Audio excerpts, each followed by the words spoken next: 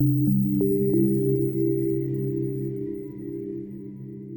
of the questions that I always get asked, in fact, it's kind of two questions paired into one. The first one usually is something like, how can I know that? How am I supposed to know that if I don't know Hebrew, or if I don't know Greek, or if I don't know Aramaic, the three languages that the Bible is written in? And my answer is always, well, you can't. Well, we're not asking everyone out there, everyone in the church, to go learn Greek and Hebrew and Aramaic. But the next question that always follows that first question is, well, then what's the best translation and what's the best version? Well, every translation of the Bible is an interpretation. And that's not an overstatement. It's by necessity.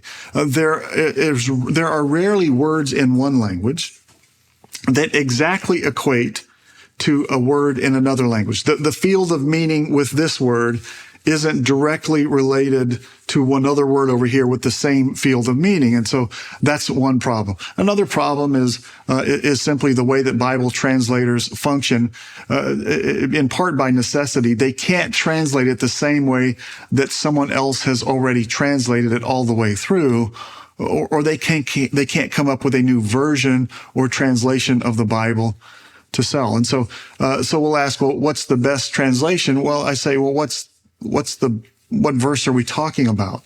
Is the New American Standard or the ESV most literal, or is the NIV? Well, it depends on the verse. In Psalm 2, for example, the NIV is much more literal in places than the New American Standard, than the ESV. Kiss the Son, literally. Do homage to the Son is how the New American Standard translates it.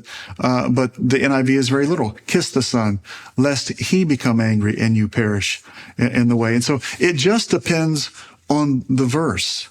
The other thing that happens is the same word in let's say Hebrew isn't translated in the same way consistently, so you can't see it. So is there a best version? I don't know. I think it's the one that most closely corresponds to Hebrew. But that raises another issue. Languages don't function in the same way, right? And so in English, we would say, Johnny hit the ball over the fence. The normal syntax for an English sentence is the subject, then the verb, and then the direct object, and then indirect object, right? But in Hebrew, that order is very different. In Greek, the order of the sentence, the order of where the subject and the verb is, that's not how it functions. The most important things get moved to the front.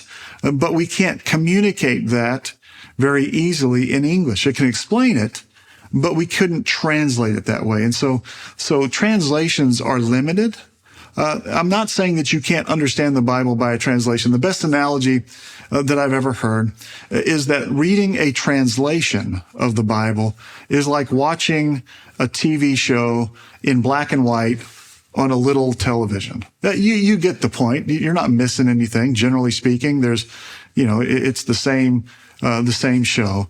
But when you read it in the original languages, it is like sitting in the movie theater with surround sound, 3D, with all of the color.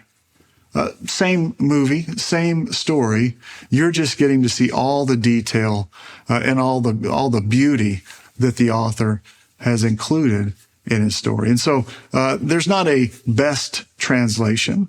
And so what we'll try to do at Teach Me the Bible is walk you through. We'll refer to the Greek. We'll refer to the Hebrew, not in a way that says you can't know it, but our goal is to communicate what the author is saying and why he's saying it. And so what's the best version? I would recommend New American Standard, the King James, the NIV, the ESV. All of those are excellent translations. And I'm sure that there are more. And so don't worry so much about the translation.